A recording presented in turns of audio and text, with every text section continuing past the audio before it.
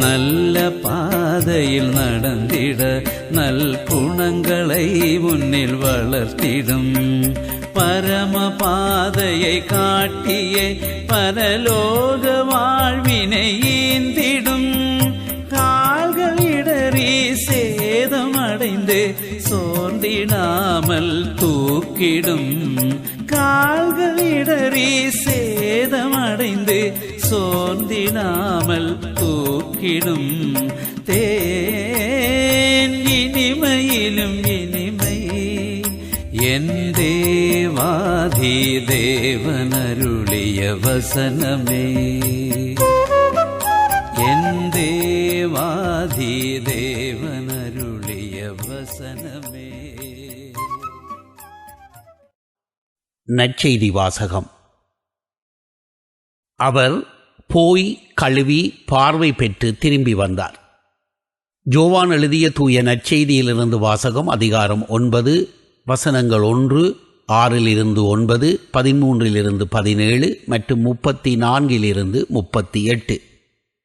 அக்காலத்தில் இயேசு சென்று கொண்டிருந்த போது பிறவியிலேயே பார்வையற்ற ஒருவரை கண்டார்.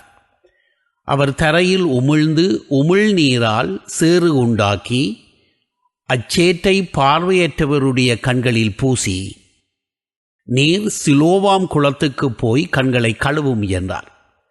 சிலோவாம் என்பதற்கு அனுப்பப்பட்டவர் என்பது பொருள். அவரும் போய் கழுவி பார்வை பெற்று திரும்பி வந்தார்.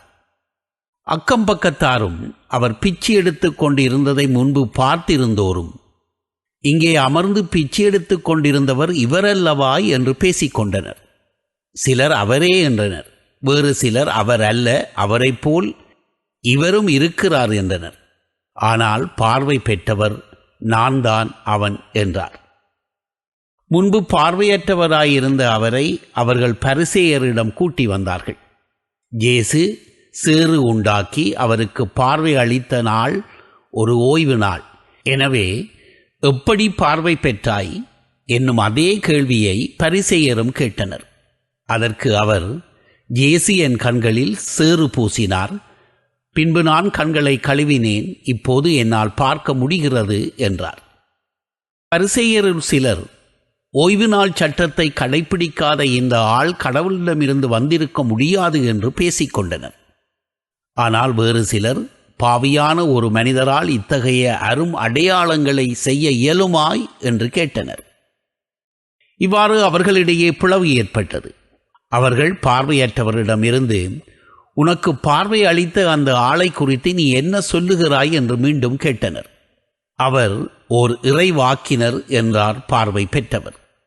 அவர்கள் அவரை பார்த்து, பிறப்பிலிருந்தே பாவத்தில் மூழ்கி கிடக்கும் நீயா எங்களுக்கு கற்றுத் தருகிறாய் என்று சொல்லி அவரை வெளியே தள்ளினார்கள்.